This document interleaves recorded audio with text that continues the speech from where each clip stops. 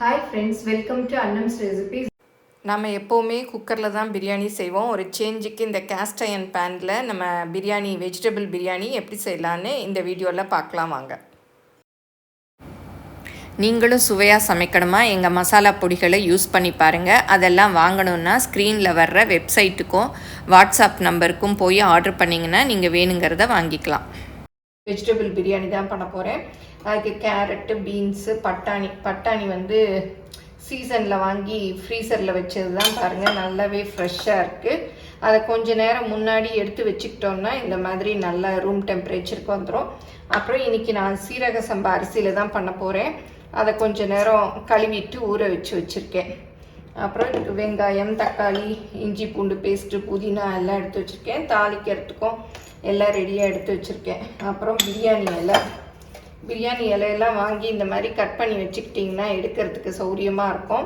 நம்ம ஒடிச்சு போட்டோம்னா அந்த பீசஸ் விழுந்ததுன்னா வாயில் மாட்டிக்கிச்சுன்னா குத்தும். அதனால் சிரமம் பார்க்காம இந்த மாதிரி கட் பண்ணி வச்சுக்கோங்க. இதில் ஒரு 3 பீஸ் எடுத்துக்கலாம். இப்போ வந்து பிரியாணி தாளித்து விட்டுடலாம். நான் இன்றைக்கி குக்கரில் பண்ணல, இந்த பாத்திரத்தில் தான் பண்ண போகிறேன். இதுக்கு வந்து 2 ஸ்பூன் அளவு எண்ணெய் ஊற்றிக்கலாம். அப்புறம் 2 ஸ்பூன் அளவு நெய் ஊற்றிக்கலாம். இப்போ எடுத்து வச்ச பிரியாணி இலை, பட்டை, கிராம்பு எல்லாத்தையும் போட்டு தாளிச்சுக்கலாம். இது நல்லா கொஞ்சம் பொரியட்டும். வெங்காயம் போட்டுக்கலாம்.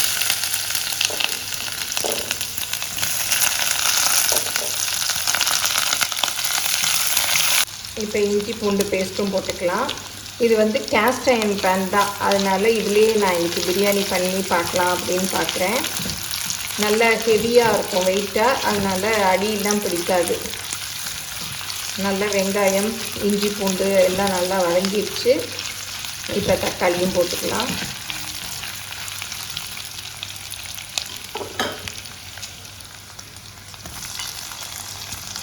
ரெண்டு பச்சை மிளகாய் கீறி வச்சுருக்கேன், அதையும் போட்டுக்கலாம். புதினாவும் போட்டுக்கலாம்.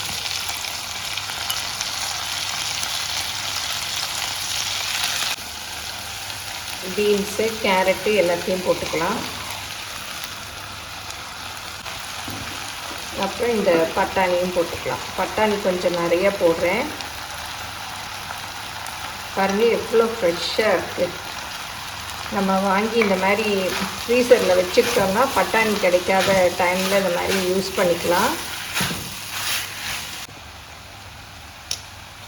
தனி மிளகாப்பொடி உங்களுக்கு எவ்வளோ காரம் வேணுமோ அது பார்த்து போட்டுக்கோங்க. அப்புறம் மஞ்சள் பொடி கொஞ்சம் போட்டுக்கலாம். அப்புறம் கரம் மசாலா இல்லாட்டி பிரியாணி மசாலா எது வச்சுருக்கீங்களோ அதில் ஒரு 1/4 டீஸ்பூன் அளவு போட்டுக்கலாம். அப்புறம் இந்த பிரியாணிக்கு தேவையான உப்பு நான் காய், அரிசி எல்லாத்துக்கும் சேர்த்தே போட்டுட்டேன்.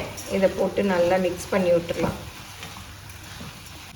2 பச்சை மிளகாய் போட்டிருக்கோம், அதனால் காரத்தை வந்து பார்த்து போட்டுக்கோங்க. இதில் வந்து சோயா சங்க்ஸ் இருக்கு இல்லையா, அது இருந்தால் கூட ஊற வச்சு இதை சேர்த்துக்கலாம். நான் வந்து பட்டாணி நிறையா போடுறதுனால இன்றைக்கி அது வேண்டாம். அப்புறம் நிறைய காய்கறிகளாக இருக்கும். இதுவே பாருங்கள் நிறையா இருக்குது, அதனால் அது நான் போடலை இன்றைக்கி. 2 ஸ்பூன் அளவுக்கு தயிர் ஊற்றிக்கலாம். தயிர் வந்து 2 ஸ்பூன் அளவு ஊற்றி மிக்ஸ் பண்ணேன். 1 டம்ளர் தண்ணி ஊற்றி காய்கள் வேகிற அளவுக்கு ஊற்றிருக்கேன். அதெல்லாம் பேசிகிட்டே இருந்ததில் வீடியோ ஆன் பண்ணவே இல்லை. நல்ல புளிக்காத தயிராக 2 ஸ்பூன் அளவு ஊற்றிக்கங்க. அப்புறம் நான் 1.5 டம்ளர் அரிசி எடுத்திருக்கேன், அதனால் 1 டம்ளர் இதில் ஊற்றி இந்த காய்களை வேக வச்சுக்கலாம்.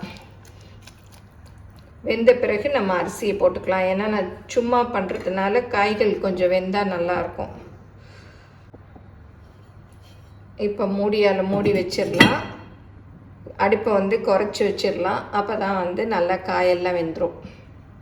இப்போ மூடி 10 நிமிஷம் ஆச்சு, திறந்து பார்க்கலாம். பாருங்கள் நல்லா வெந்திருக்கு. நல்லா கொதி வருது பாருங்கள், நல்லா கொதிக்குது. நல்லா காயும் பாதி வெந்துருச்சு. நல்லா காயெல்லாம் வெந்துருச்சு. இப்போ ஊற வச்ச அரிசியும் போட்டுக்கலாம். நல்லா அரை மணி நேரம் ஊறிடுச்சு. நான் 1.5 டம்ளர் சீரக சம்பா அரிசி எடுத்திருக்கேன். காய் வேக 1 டம்ளர் தண்ணி ஊற்றிட்டேன். அதனால் இப்போ வந்து ஒரு 2 டம்ளர் தண்ணி ஊற்றி வேக வச்சுக்கலாம். இதை வந்து நல்லா மிக்ஸ் பண்ணி விட்டுடலாம். இது வந்து நல்லா ஹெவி பாட்டமாக இருக்கிறதுனால அந்த மூடியும் நல்லா டைட்டாக இருக்கும். நம்ம தம் போட்ட மாதிரி இருக்கும். அதுலேயே நல்லா வெந்துடும். இப்போ மூடியால் மூடிடலாம். நல்லா சுடுது மூடி பாருங்கள். அப்படி கரெக்டாக மூடிடும். அதனால் குக்கர் மாதிரியே வெந்துடும். இப்போ ஒரு 10 நிமிஷம் கழித்து திறந்து பார்க்கலாம். இப்போ திறந்து பார்க்கலாம். பாருங்கள் நல்லா அப்படி மலர்ந்த மாதிரி இருக்குது. அப்படியே நல்லா மிக்ஸ் பண்ணி விட்டுட்டு அப்படியே மூடி அடுப்பை ஆஃப் பண்ணிடலாம். அந்த சூட்லேயே நல்லா வெந்துடும் தம் போட்ட மாதிரி. இப்போ நல்லா மூடிட்டு அடுப்பை ஆஃப் பண்ணிடலாம். நீங்களும் சுவையாக சமைக்கணுமா எங்கள் மசாலா பொடிகளை யூஸ் பண்ணி பாருங்கள். அதெல்லாம் வாங்கணுன்னா ஸ்க்ரீனில் வர்ற வெப்சைட்டுக்கும் வாட்ஸ்அப் நம்பருக்கும் போய் ஆர்டர் பண்ணிங்கன்னா நீங்கள் வேணுங்கிறத வாங்கிக்கலாம். 10 நிமிஷம் ஆயிடுச்சு. இது வெந்துருச்சான்னு திறந்து பார்க்கலாம். தம் போட்டு வச்சுருந்தேன் இல்லையா, திறந்து பார்க்கலாம். பாருங்கள் சூப்பராக வெந்திருக்கு. நல்ல சூடாகவும் இருக்குது. நல்ல உதிரியாக இருக்குது பாருங்கள். ரைஸு நல்லா பொலன்னு இருக்குது. அடியெல்லாம் பிடிக்கலை பாருங்கள். அடியெல்லாம் சுத்தமாக பிடிக்கல.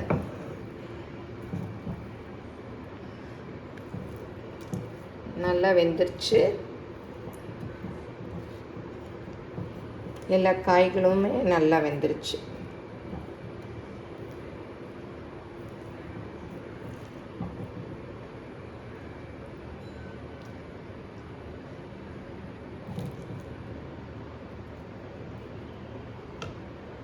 வெங்காயம், வெள்ளரிக்காய், கொத்தமல்லி, பச்சை மிளகாய்லாம் போட்டு ரைத்தா பண்ணி வச்சுருக்கு.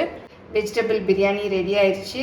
அதுக்கு கேரட், வெங்காயம், கொத்தமல்லி, பச்சை மிளகாய்லாம் போட்டு ரைத்தாவும் ரெடி ஆயிடுச்சு. அவிச்ச முட்டை, அப்புறம் உருளைக்கிழங்கு சிப்ஸு, பங்கனப்பள்ளி மாம்பழம், அவ்வளவும் ரெடி ஆயிடுச்சு. இந்த வெஜிடபிள் பிரியாணியை எல்லோரும் செஞ்சு பாருங்கள். எப்படி வந்ததுன்னு உங்கள் கமெண்ட்ஸை சொல்லுங்கள். பிடிச்சிருந்தால் லைக் பண்ணுங்கள். உங்கள் ஃப்ரெண்ட்ஸுக்கும் ஷேர் பண்ணுங்கள். ஃபேஸ்புக், இன்ஸ்டாகிராமில் அன்னம்ஸ் ரெசிபீஸை ஃபாலோ பண்ணுங்கள். தேங்க்யூ.